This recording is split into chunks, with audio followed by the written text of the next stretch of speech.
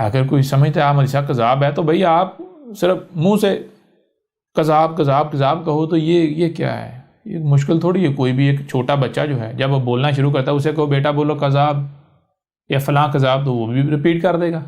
جی تو کیا اس کے منہ سے یہ الفاظ خارج کرنے سے کیا اب سامنے والا یہ متعلقہ شخص متعلقہ فرد جو واقعتاً کذاب ثابت ہو جائے گا، غلط ثابت ہو جائے گا؟ اور یہ تو بھئی منہ سے محض ہوا خارج کرنا ہے. اگر آپ کا منہ ایگزاسٹ ہے تو آپ ظاہری بات ہے ہوا ہی خارج کریں گے. جی تو لہذا زبان سے کہتا رہے، زبان سے احمد عیسیٰ کو کوئی فرق نہیں پڑے گا. لیکن جان لے دنیا کی کوئی طاقت احمد عیسیٰ کو کذاب ثابت نہیں کر سکتی، نہیں کر سکتی. جھوٹا ثابت نہیں کر سکتی، غلط ثابت نہیں کر سکتی، مکار دجال فراڈیہ ثابت نہیں کر سکتی.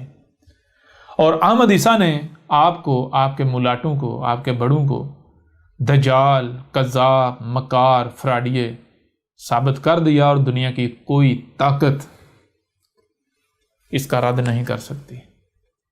ہاں زبان سے آپ کہہ سکتے ہیں جی ہم بڑے نیک ہیں، ہم بڑے پاک ہیں، ہم بڑے پاک صاف ہیں، بڑے صاف ستھرے ہیں. ہمارے ملاٹے یا جن کے پیچھے ہم چل رہے ہیں ہمارے آباء و اجداد ہمارے بڑے بڑے نیک پاک تھے، بڑے پاک صاف تھے، صاف ستھرے تھے، بڑے اہل حق تھے. زبان سے کہہ سکتے ہیں، زبان سے کہنا آسان ہے، مشکل تھوڑی ہے. میں صحابہ تو خارج کرنی. اصل چیز ہے اپنی بات کو پروو کیا جائے، سچ ثابت کیا جائے، اور وہ دنیا کی کوئی طاقت کر نہیں سکتی.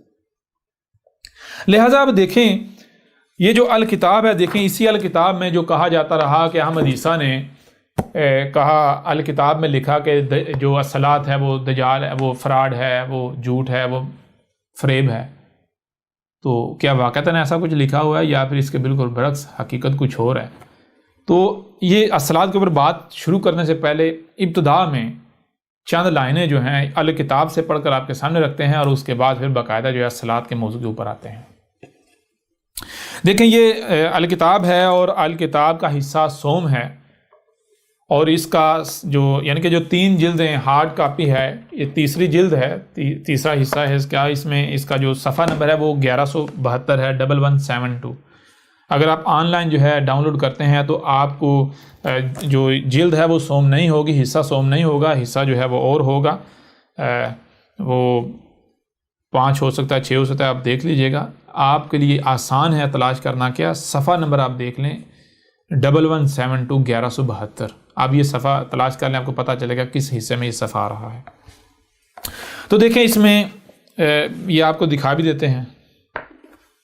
یہ اگر آپ دیکھیں، بہرحال اس طرح کلیئر تو نظر نہیں آئے گا، آپ خود جو ہے وہ دیکھیے گا ڈاؤن لوڈ وغیرہ کر کے یا حاصل کر کے کتاب. تو عنوان ہے اصلات. اصلات کی ہیڈنگ کے نیچے آپ دیکھیں لکھا ہوا ہے. اس سے پہلے کہ ہم اصلات کو آپ پر کھول کر واضح کریں، ایک بات واضح کرنا بہت ضروری ہے کہ اگر آپ بالکل غیر جانبدار ہو کر حق کی طلب کی خاطر پڑھیں گے تو تب ہی آپ کو فائدہ ہوگا. کیونکہ یہ موضوع نہ صرف اصل دین ہے بلکہ آج جسے اصلات سمجھا جاتا ہے اس کا اصلات کے ساتھ کوئی تعلق نہیں. جب اصلات پر بات کی جائے گی تو اس کے لیے غیر جانبدار اور صبر کا ہونا لازم ہے. اگر آپ کسی بھی فرقے و گروہ سے تعلق رکھتے ہیں تو ہم آپ کو مجبور نہیں کر رہے کہ آپ اپنے فرقے و گروہ کو ترک کر دیں، بلکہ ہم آپ کو اتنا ضرور کہتے ہیں کہ اگر آپ خود کو سچا کہتے ہیں یا سمجھتے ہیں تو آپ پر یہ فرض ہے کہ خود کو سچا ثابت بھی کریں. آپ کو خود کو سچا ثابت کرنا ہوگا. حق ہوتا ہی وہ ہے جو لاجواب کر دے، اور حق کسی بھی قسم کے سوال سے نہیں گھبراتا. حق تو ہر لمحے یہی دعوت دیتا ہے کہ اگر کوئی دوسرا حق کا دعوے دار ہے تو جاؤ اس کے پاس، اس کی بات سن، اپنی تحقیق کر لو، اپنے گھوڑے دوڑا لو. اگر تمہیں کہیں سے حق ملتا ہے تو جاؤ اخذ کر لو. اور حق ایسا اس لیے کہتا ہے کیونکہ حق کو علم ہے کہ وہ حق ہے. اس کے مقابلے پر یا اس کے برعکس جو بھی ہے وہ باطل ہے، وہ حق کا کچھ نہیں بگاڑ سکتا. بالآخر اسے حق کے مقابلے پر پسپا ہی ہونا پڑے گا، پاش ہونا پڑے گا. لیکن اس کے برعکس باطل کو ہر لمحے یہ خوف لاحق رہتا ہے کہ جو بات سامنے آ رہی ہے کہیں یہ حق ہی نہ ہو، کیونکہ اسے علم ہے کہ وہ باطل ہے. وہ اس وقت تک کھڑا ہے، اس کا اس وقت تک وجود ہے جب تک کہ حق سامنے نہیں آ جاتا. جیسے ہی حق سامنے آیا تو باطل پاش ہو جائے گا. اس لیے باطل کبھی بھی نہیں چاہتا کہ کوئی اپنی تحقیق کرے. بلکہ باطل الٹا تحقیق کرنے سے، دوسروں کی بات سننے سے روکتا ہے، باطل دیواریں کھڑی کرتا ہے۔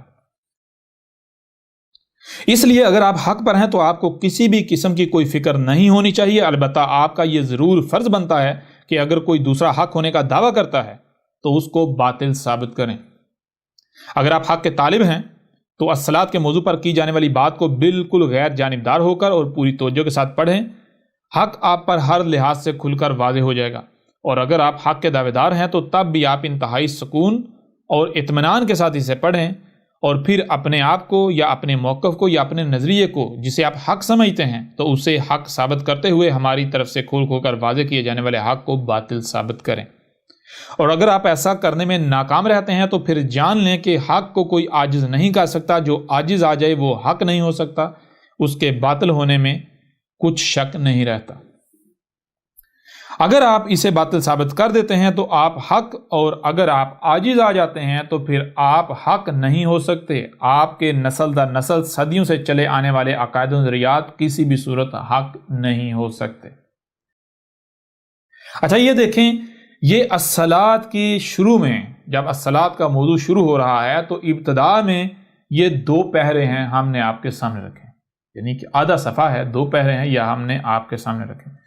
اب میں آپ سے سوال کرتا ہوں کہ یہیں سے آپ جان لیں کہ کیا اس سے یہ چیز نظر آتی ہے کہ بھائی یہ بندہ جو ہے یا جس نے الکتاب لکھی ہے یا یہ جو الکتاب میں آگے جو موضوع آ رہا ہے یہ الصلاۃ کا کفر و کذب کیا جا رہا ہے، الصلاۃ کا انکار کیا جا رہا ہے، یا پھر یہ واضح کیا جا رہا ہے کہ اصل میں الصلاۃ ہے کیا، اور جو آج تک الصلاۃ کے نام پر کیا جا رہا ہے وہ کیا ہے، اسے واضح کیا جا رہا ہے۔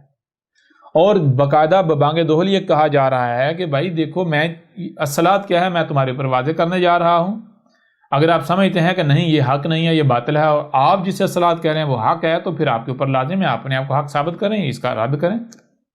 اگر آپ رد نہیں کر پاتے، آپ اسے غلط ثابت نہیں کر پاتے تو پھر آپ حق ہی کہاں، کیونکہ وہ حق ہی کہاں جو عاجز آ جائے، حق عاجز نہیں آ جائے، جو عاجز آ جائے وہ باطل ہے۔ اگر آپ عاجز آ جاتے تو آپ کے باطل ہونے میں کوئی شک و شبہ ہی نہیں رہتا۔ اور آج تک، ابھی تک، اس وقت تک اگر یہ حق پر ہوتے تو یہ احمد عیسیٰ کو غلط ثابت نہ کرتے، احمد عیسیٰ کے کتاب کا رد نہ کرتے۔ آخر وہ کیا وجہ ہے، وہ کیا وجہ ہے کہ ہر کوئی جو بھی احمد عیسیٰ کا مخالف ہے، دشمن ہے، وہ احمد عیسیٰ کے سامنے عاجز آ چکا ہے، وہ لوگوں کو کہتا ہے لوگوں نہ اس کی بات نہ سننا، اس کی الکتاب کے قریب بھی نہ جانا، اس کے ڈاکومنٹ کے قریب بھی نہ جانا، اس کی دعوت کے، اس کی باتوں کے قریب بھی نہ جانا، اور کہتا ہے اسی کو مانو جو ہم کہہ رہے ہیں، اسی پر چلو جو نسل در نسل چلتا آ رہا ہے۔ بھائی ایسا تو باطل کرتا ہے، یہ تو باطل کی پہچان ہے۔ تو کون عاجز آ گیا؟ احمد عیسیٰ عاجز آیا، الکتاب عاجز آئی احمد عیسیٰ، یا پھر آپ عاجز آ گئے، آپ کے ملاٹے عاجز آ جائے؟ تو جو عاجز آ جائے وہ حق ہی کہاں، اس کے باطل ہونے میں کوئی شک و شبہ رہتا ہی نہیں ہے۔ تو احمد عیسیٰ تو قدم قدم پر آپ کو باطل ثابت کر رہا ہے۔ لہٰذا بہرحال اب آگے بڑھتے ہیں الصلاۃ پر۔ تو الصلاۃ کے اوپر یعنی بات کرنے سے پہلے اسی الکتاب سے اگلا پہرا جو ہے وہ آپ کے سامنے رکھتے ہوئے پھر آگے ہم الصلاۃ کے موضوع پر ڈیٹیل کے ساتھ بات کرتے ہیں۔ دیکھیں اب آگے جو ہے اب کیا لکھا ہے، آتے ہیں اپنے موضوع کی طرف، اور ہمارا موضوع ہے الصلاۃ۔ الصلاۃ کیا ہے؟ جیسا کہ آپ جانتے ہیں کہ الصلاۃ کا ترجمہ نماز کیا جاتا ہے، اور آج تقریباً ہر وہ شخص جو قرآن میں اللہ کے دیے گئے اس حکم پر عمل پیرا ہونے کا دعوے دار ہے، الصلاۃ کو نہ صرف نماز سمجھتا ہے بلکہ بہت ہی سختی کے ساتھ اس پر ڈٹا ہوا ہے۔ لیکن سوال یہ پیدا ہوتا ہے کہ کیا آج تک جسے الصلاۃ قرار دیا جاتا رہا اور الصلاۃ قرار دیا جا رہا ہے یہ نماز واقعتاً الصلاۃ ہی ہے، یا پھر حق اس کے بالکل برعکس کچھ اور ہے؟ اگر تو نماز ہی الصلاۃ ہے تو پھر ہم دیکھیں گے کہ قرآن میں اللہ نے الصلاۃ کے حوالے سے جو کچھ بھی بیان کیا، کیا یہ نماز اس سب پر پورا اترتی ہے؟ یعنی یہ کہا جا رہا ہے کہ اگر یہ نماز ہی الصلاۃ ہے جسے آج تک جو ہے وہ الصلاۃ قرار دیا جا رہا ہے، جسے ہر کوئی الصلاۃ سمجھتا ہے، تو پھر ہم دیکھیں گے قرآن میں الصلاۃ کے بارے میں جو بھی رب نے کہا، جو بھی اللہ نے کہا، جو بھی الصلاۃ کے بارے میں اس قرآن میں اللہ نے کہا ہے، کیا یہ نماز اس سب کے اوپر پورا اترتی ہے؟ اگر تو یہ نماز اس کے اوپر پورا اترتی ہے تو بلا شک و شبہ پھر نماز جو الصلاۃ ثابت ہو جاتی ہے۔ لیکن اگر یہ نماز اس کے اوپر پورا اترتی نہیں پورا اترتی، بالکل پورا نہیں اترتی، بلکہ اس کی ضد بن جاتی ہے، تو پھر یہ نماز الصلاۃ ہو سکتی ہے؟ سوال ہی پتہ نہیں ہوتا. پھر تو ظاہری بات ہے آپ صلات کے نام پر الصلاۃ سے ہی غافل ہیں. اور ایک ایک چیز جو ہے جیسے سے آگے بڑھیں گے کھل کر سامنے آتی چلی جائے گی, دنیا کی کوئی طاقت رد نہیں کر پائے گی جی. اور پھر جیسے سے آگے بڑھیں گے تو آپ کو یہ بھی پتہ چلے گا, جو لوگ کہتے ہیں جی احمد عیسیٰ نے دوسروں کا لٹریچر چوری کر لیا, مواد چوری کر لیا, پھر آپ بتائیے گا یہ کہاں سے چوری کیا. ایک طرف کہتے ہیں کہ احمد عیسیٰ جو بات کر رہا ہے یہ ہم نے اپنی زندگی میں فرسٹ ٹائم سنی, ہماری کسی ترجمے میں موجود نہیں ہے, ہماری کسی تفسیر میں موجود نہیں ہے, ہمارے اماموں ہمارے بابوں نے ہمیں یہ نہیں بتایا نہ سکھایا, یہ تو ہم پہلی دفعہ سن رہے ہیں اس سے. اور دوسرا کہتے ہیں اس نے ہمارے یعنی اس نے لوگوں کا لٹریچر چوری کر دیا. وہ کل کے اندو تم تو خود اپنے آپ کو جھوٹا کہہ رہے ہو. ایک طرف کہہ رہے ہو کہ یہ بالکل نئی بات کر رہا ہے, وہ بات جو 14 صدیہ تک ہم نے کبھی سنی نہیں تھی, کہیں سے ہمارے سامنے نہیں آئے, اور دوسرا کہہ رہے ہیں اس نے چوری کر لیا. تمہارے خود کذاب جھوٹا ہونے کا کوئی شک ہے؟ خود اپنے آپ کو جھوٹا کہہ رہے ہو. بہرحال تھوڑا اپنے گریبان میں تو جان کو پتہ چل جائے گا کتنا تضاد ہے تمہاری باتوں میں. اچھا, کیا یہ نماز اس سب پر پورا اترتی ہے؟ اگر تو نماز قرآن میں بیان کردہ الصلاۃ کی وضاحت پر پورا اترتی ہے تو بلا شک و شبہ نماز ہی الصلاۃ ہے. لیکن اگر نماز قرآن کی الصلاۃ کے حوالے سے بیان کردہ وضاحت و تفصیلات پر پورا نہیں اترتی یا اس سے متصادم ہوتی ہے تو پھر نماز الصلاۃ کیسے ہو سکتی ہے؟ ظاہر بات ہے آپ خود بتائیں کہ اگر جو الصلاۃ کی ڈسکرپشن قرآن میں موجود ہے, الصلاۃ کی وضاحت جو القرآن میں حاضر القرآن میں یہ جو حاضر القرآن ہے اس میں موجود ہے, اگر نماز جو ہے اس کے اوپر پورا نہیں اترتی بلکہ الٹا اس سے متصادم ہو جاتی تو کیا پھر نماز الصلاۃ ہو سکتی ہے؟ پھر تو کوئی پاگل ہی ہے جو اسے الصلاۃ کہے گا.